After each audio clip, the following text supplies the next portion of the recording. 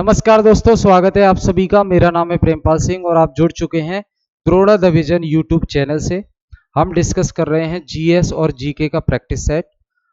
हाल ही में SSC CGL का नया नोटिफिकेशन आ गया है, फॉर्म भरना स्टार्ट हो गए हैं, तो आप उसको चेक कर सकते हैं। ठीक है, तो सभी एग्जाम को ध्यान में रखते हुए ये जीएस और जीके का प्रैक्टिस सेट है। इसमें आपको सभी एग्जाम के जो पीवाईक्यू हैं वो यहाँ देखने को मिलेंगे। आपको इस क्लास का फायदा कैसे लेना है कि जो आप थ्योरी घर पर पढ़ रहे हैं उससे रिलेटेड क्वेश्चंस कैसे कैसे बन रहे हैं वो आपको यहाँ देखना है। फॉर एग्जांपल जैसे पॉलिटी पढ़ रहे हैं तो पॉलिटी से कैसे कैसे प्रश्न आ रहे हैं वो आपको पता लगेगा कि डिफरेंट डिफरेंट एग्जाम में कैसे कैसे प्रश्न पूछे गए हैं। ठीक है, हमारा टारगेट है एसएससी के सभी एग्जाम और पुलिस के एग्जाम और रेलवे के एग्जाम। ठीक है, चलो आगे देखते हैं। Which article of the Indian Constitution abolish untouchability? भारतीय संविधान का वो कौन सा अनुच्छेद है जो अस्पृश्यता का अंत करता है? अस्पृश्यता का अंत करता है। तो आर्टिकल 14, आर्टिकल 17, आर्टिकल 19, आर्टिकल 21। तो यहां देखो, ये जो आर्टिकल आपके सामने दिए हैं ये है फंडामेंटल राइट से। फंडामेंटल राइट जो मौलिक अधिकार हैं उससे रिलेटेड ये प्रश्न है।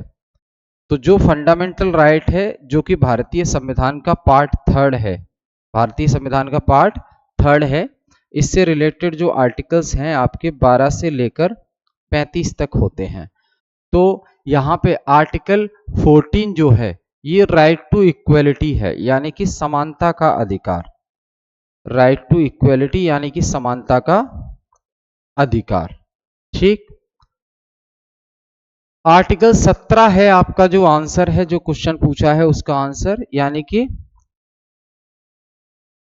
एबोलिश अनटचेबिलिटी, छुआछूत का अंत। और आर्टिकल 19 है जिसमें 6 प्रकार की फ्रीडम आपको दी हुई हैं, 6 प्रकार की स्वतंत्रताएं मिली हुई हैं। आर्टिकल 21 है right to life, right to life and personal liberty, जीवन जीने का अधिकार। तो क्वेश्चन में पूछा है अस्पृश्यता यानी कि छुआछूत यानी कि अनटचेबिलिटी से रिलेटेड आर्टिकल कौन सा है भारतीय संविधान का? वो है आर्टिकल 17, याद रखेंगे। Which part of the Indian constitution deal with directive principles of state policy? भारतीय संविधान का वो कौन सा भाग है जो राज्य के नीति निर्देशक तत्वों से संबंध रखता है? राज्य के नीति निर्देशक तत्वों से संबंध रखता है। तो भाई देखो, इकलौता ऐसा भाग है भारतीय संविधान का पार्ट 4 भाग 4 जो वेलफेयर स्टेट की बात करता है। पार्ट 4 इकलौता ऐसा पार्ट है इंडियन कॉन्स्टिट्यूशन का जो वेलफेयर स्टेट की बात करता है, राज्य के कल्याण की बात करता है। इसी में दिया है क्या? DPSP, directive principle of state policy. ये कॉन्सेप्ट हमने आयरलैंड से लिया है, ये कॉन्सेप्ट हमने आयरलैंड से लिया है। और इससे रिलेटेड जो आर्टिकल्स हैं आपके टोटल वो 36 से लेके 51 तक है। ठीक है, ध्यान रखेंगे। तो पार्ट 4 इसका सही आंसर हो जाएगा। इसका आंसर क्या होगा? पार्ट 4। आगे देखिए, who appoints the chief minister of state? राज्य के अंदर जो मुख्यमंत्री होता है उसकी नियुक्ति कौन करता है? तो भाई जब हम बात करते हैं मुख्यमंत्री की, जब हम बात करते हैं मुख्यमंत्री की, तो मुख्यमंत्री होता है राज्य में, राज्यों में होता है। ठीक है, मुख्यमंत्री, और मुख्यमंत्री ही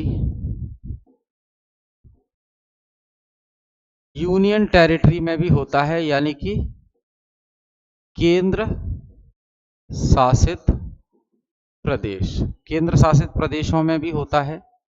पर ध्यान ये रखना है कि सभी केंद्र शासित प्रदेशों में नहीं है, केवल दिल्ली में है, जम्मू एंड कश्मीर में है और उसके अलावा पुडुचेरी में है। तो 28 राज्यों में मुख्यमंत्री, 28 राज्य और 3 यूनियन टेरिटरी में मुख्यमंत्री। अब राज्यों में अगर मुख्यमंत्री बन रहा है तो उसे अपॉइंट कौन करेगा?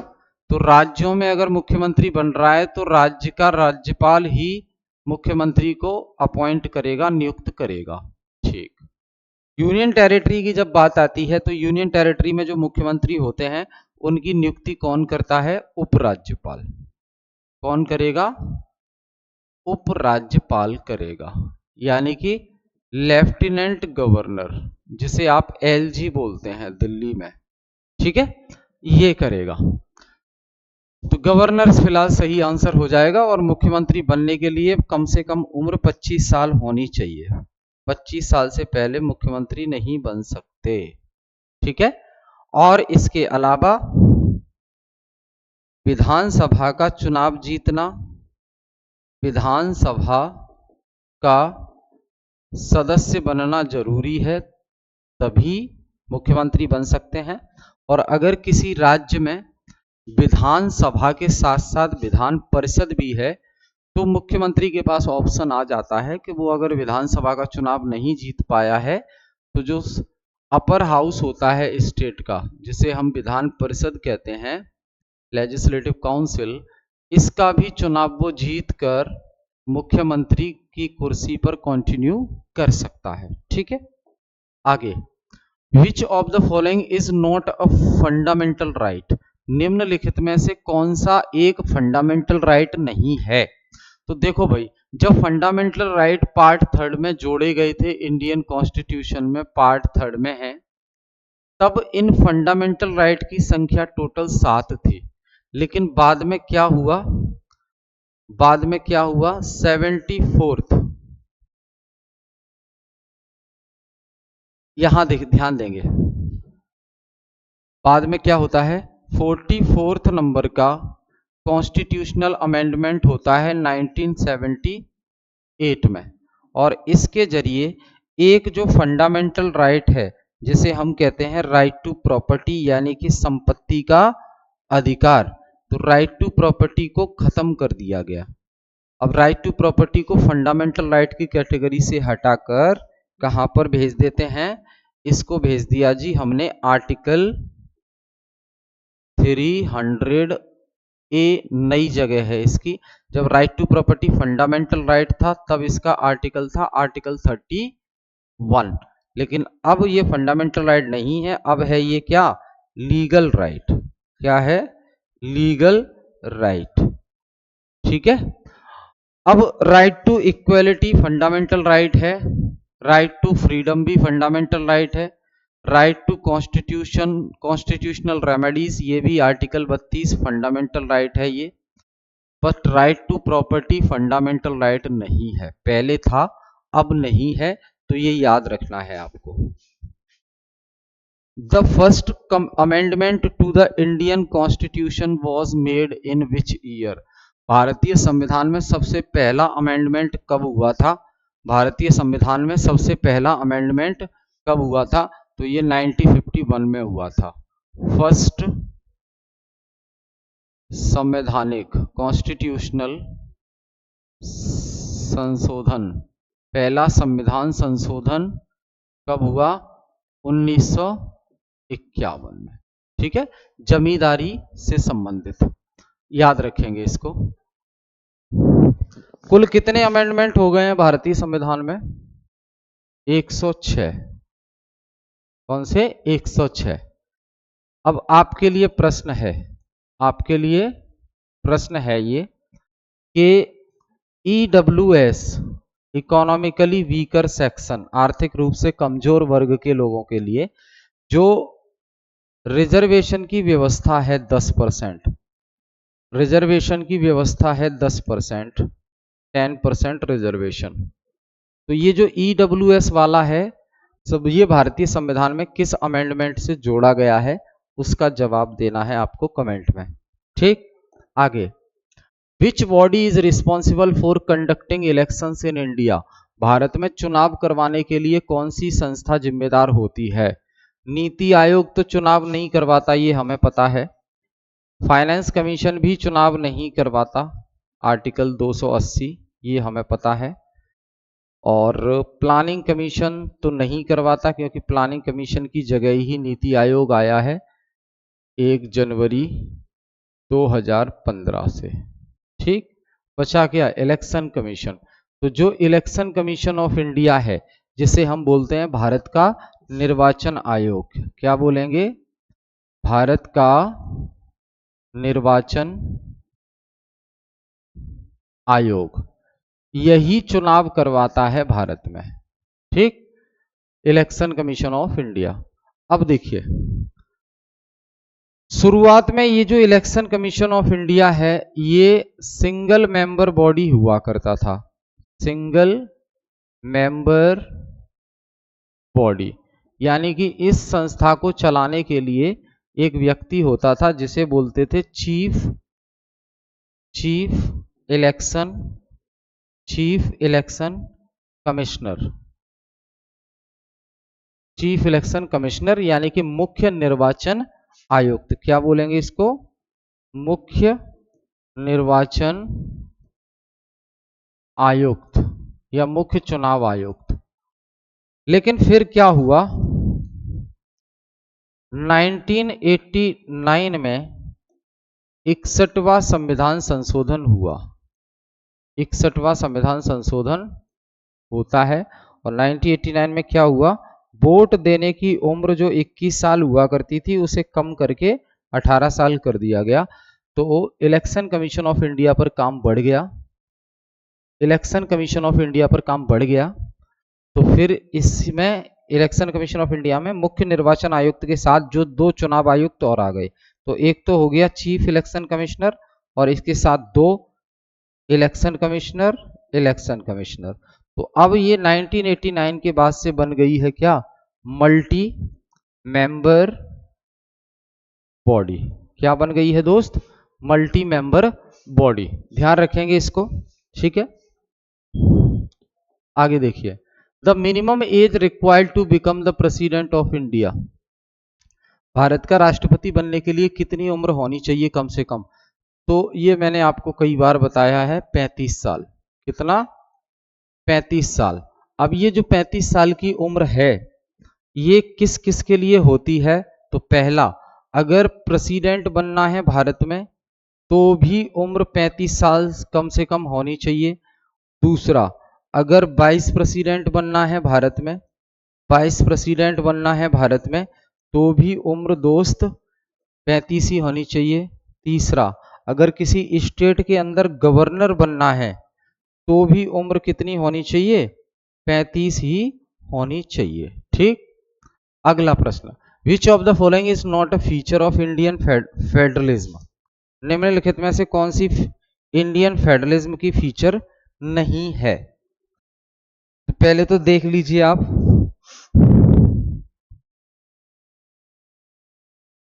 फेडरल सिस्टम क्या होता है? फेडरल सिस्टम मतलब संघीय ढांचा। क्या बोलेंगे इसको? संघीय प्रणाली। क्या होता है? संघीय प्रणाली। तो देखो दोस्त, जब केंद्र और राज्य ये दोनों ही स्वतंत्र रूप से काम करें, स्वतंत्र रूप से काम करें, कोई एक दूसरे के काम में इंटरफेयर या दखल ना दे, तो हम बोलेंगे कि फेडरल सिस्टम है ये। ठीक है। इंडिया में क्या फेडरल सिस्टम है? जी हाँ, इंडिया में भी फेडरल सिस्टम है, लेकिन कभी हमें फेडरल लगता है, कभी यूनिटरी लगता है। फेडरल का जस्ट अपोजिट सिस्टम होता है यूनिटरी। आज ही क्लास में बताया था मैंने आपको ऑफलाइन में, यूनिटरी सिस्टम। इसमें क्या होता है, जो सत्ता है, जो पावर है, वो केंद्र के पास होती है, केंद्र सरकार के पास, राज्य के पास नहीं होती। ठीक है, तो ये ध्यान रखना है आपको। अब इंडिया का जो फेडरलिज्म है उसकी क्या विशेषता नहीं है? कॉन्स्टिट्यूशन सुप्रीम है इंडिया में, क्या ये विशेषता नहीं है इंडिया के फेडरलिज्म की? बताओ भाई। इंडिपेंडेंट जुडिशरी क्या इंडिया में है। डुअल पॉलिटी यानी कि सेंटर में अलग राज्य में अलग, ठीक है। Unitary in times of emergency, तो निम्नलिखित में से कौन भारतीय संघवाद की विशेषता नहीं है। भारतीय संघवाद की विशेषता ये नहीं है, unitary in times of emergency. तो वैसे तो देखो फेडरलिज्म का मतलब होता है कि दोनों अलग अलग काम करें अपना, कोई एक दूसरे के काम में इंटरफेयर ना करे, लेकिन इंडिया का जो फेडरलिज्म है उसकी ये विशेषता नहीं है, ठीक है, उसमें ये विशेषता नहीं है, unitary in times of emergency. ठीक है, 8वां प्रश्न है,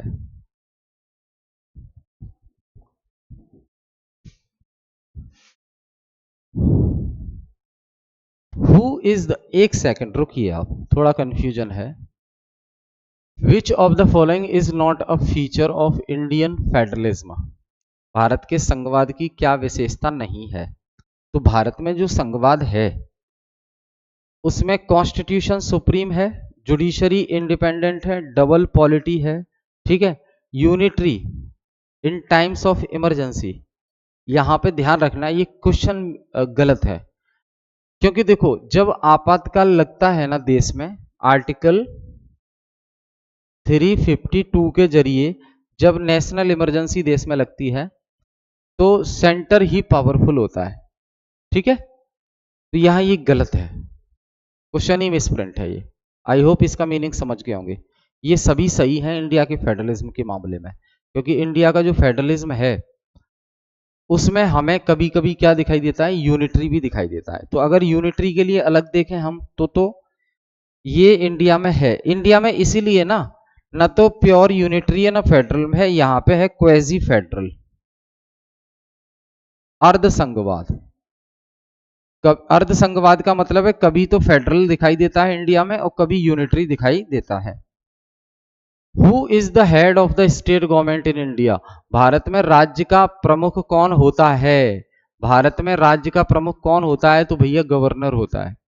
जैसे इंडिया का हेड कौन है, इंडिया का हेड कौन होता है, राष्ट्रपति। वैसे ही किसी राज्य का हेड कौन होता है, गवर्नर। और भारत का हेड कौन है, होता है प्रेसिडेंट। हालांकि ये नॉमिनल हेड होते हैं, रियल हेड गवर्नमेंट का कौन होगा, रियल हेड गवर्नमेंट का होता है कौन, केंद्र में प्रधानमंत्री और राज्य में मुख्यमंत्री, ठीक है। The Panchayati Raj system is mentioned in which part of the Indian constitution, जो पंचायती राज व्यवस्था है यानी कि रूरल गवर्नमेंट, जो डीपीएसपी में आर्टिकल 40 है ना, डीपीएसपी में आर्टिकल 40, तो आर्टिकल 40 ये डीपीएसपी का है जिसमें कहा गया है कि पंचायत होनी चाहिए, गांव में पंचायत होनी चाहिए। तो इसी को इंप्लीमेंट किया गया है और पंचायती राज व्यवस्था लागू हो जाती है बलवंत राय मेहता कमेटी की सिफारिश पर। बलवंत राय मेहता कमेटी की सिफारिश पर 1957, इसी सिफारिश को मानते हुए पंडित नेहरू जो प्राइम मिनिस्टर थे, इन्होंने 2 अक्टूबर 1959 को राजस्थान का एक जिला है नागौर, नागौर राजस्थान, यहां पे पंचायती राज व्यवस्था की शुरुआत कर दी। पंचायती राज व्यवस्था मतलब लोकल गवर्नमेंट, गांव में प्रधान सरपंच शुरुआत कर देते हैं, ठीक है।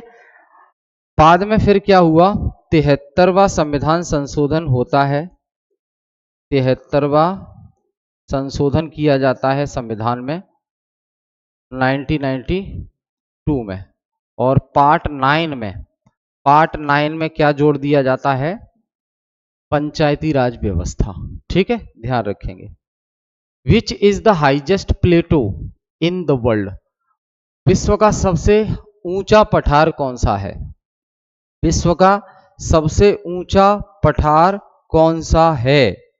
तो दक्कन का पठार, तिब्बत का पठार, पामीर का पठार और कोलोराडो का पठार।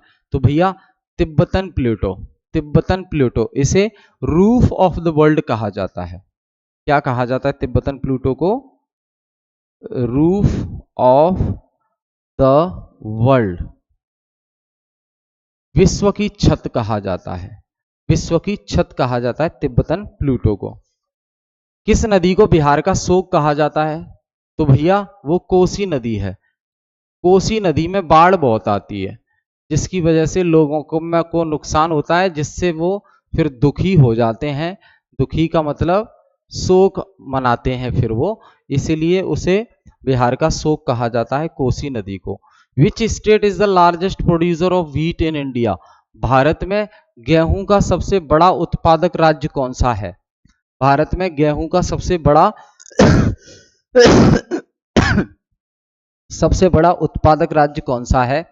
पंजाब, हरियाणा, उत्तर प्रदेश। उत्तर प्रदेश सबसे ज्यादा गेहूं उत्पादन करता है, गन्ने की गन्ना भी करता है, ठीक है। विच is the largest fresh water lake in the world? विश्व की सबसे बड़ी ताजे पानी की झील कौन सी है? Lake Superior, Lake Superior, Caspian Sea, Lake Victoria, Lake Baikal. तो लेक सुपीरियर, जो सुपीरियर झील है, ये विश्व की सबसे बड़ी ताजे पानी की झील है। Which state produces maximum pulses in India? Bharat में दालों का उत्पादन सबसे ज्यादा कौन सा स्टेट करता है? तो मध्य प्रदेश करता है। भारत में दालों का उत्पादन सबसे ज्यादा कौन करता है? मध्य प्रदेश करता है, याद रखेंगे आप इसको। Which river crosses the equator twice? कौन सी नदी, ये है जैसे, और ये है इक्वेटर 0 डिग्री भूमध्य रेखा, 0 डिग्री भूमध्य रेखा इक्वेटर। तो कौन सी वो नदी है जो इस इक्वेटर वाली लाइन को 2 बार क्रॉस करती है? अमेजन, कॉन्गो, नील और मिसिसिपी। अमेजन, कॉन्गो और नील और मिसिसिपी। तो जो कॉन्गो रिवर है, कॉन्गो रिवर, ये इक्वेटर को 2 बार क्रॉस करती है, जाएगी फिर आएगी, 2 बार क्रॉस करेगी। कौन सी पर्वत श्रेणी गुजरात से दिल्ली तक फैली हुई है? कौन सी पर्वत श्रृंखला है जो गुजरात से लेकर दिल्ली तक फैली हुई है? अरावली, विंध्या, सतपुड़ा या वेस्टर्न घाट? 17वां प्रश्न। गुजरात से लेकर दिल्ली तक, तो भैया अरावली पर्वत श्रृंखला, अरावली पर्वत श्रृंखला, अरावली माउंटेन रेंज, ठीक है। मध्य प्रदेश में भी ये है। आगे, किस मिट्टी को रेगुर भी कहा जाता है? तो रेगुर मिट्टी ब्लैक मिट्टी, यानी कि काली मिट्टी जो होती है ना, काली मिट्टी, काली मिट्टी को ही रेगुर मिट्टी कहा जाता है, ठीक है, ध्यान रखेंगे, ये उसी का नाम है। अच्छा ये क्वेश्चन है आपके लिए, बताओ काली मिट्टी किसके लिए उपयुक्त मानी जाती है? किस फसल, किस फसल के उत्पादन के लिए, उत्पादन के लिए काली मिट्टी उपयुक्त मानी जाती है? काली मिट्टी उपयुक्त मानी जाती है।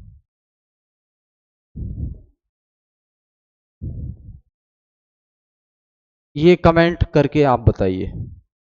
भारत में चाय का सबसे बड़ा उत्पादक राज्य कौन सा है? Question number 19। तो भैया चाय तो एक ही जगह होती है सबसे ज्यादा, असम। असम में सबसे ज्यादा चाय होती है। कहाँ होती है? असम में सबसे ज्यादा चाय होती है। क्लियर है? चलो बहुत बढ़िया, आगे देखो। विच is the longest river in India? Bharat के में सबसे लंबी नदी कौन सी है? भारत में सबसे लंबी नदी, तो भैया गंगा नदी है। कौन सी है? गंगा नदी। भारत की सबसे लंबी नदी कौन सी है? गंगा नदी है, ध्यान रखना, भूलेंगे नहीं, गंगा नदी। क्वेश्चन नंबर 20 का आंसर क्या होगा? गंगा रिवर, ठीक है। आगे देखिए, तो ये हमने क्वेश्चन डिस्कस किए, और अगली क्लास में हम फिर मिलेंगे कुछ और क्वेश्चंस के साथ। आई होप चीजें समझ आई होंगी, आइडिया लगेगा आपको कि जो आप पढ़ रहे हो उससे प्रश्न कैसे बन रहे हैं आपके एग्जाम में। तो फिर मिलते हैं नेक्स्ट क्लास में। बहुत बहुत धन्यवाद क्लास से जुड़ने के लिए।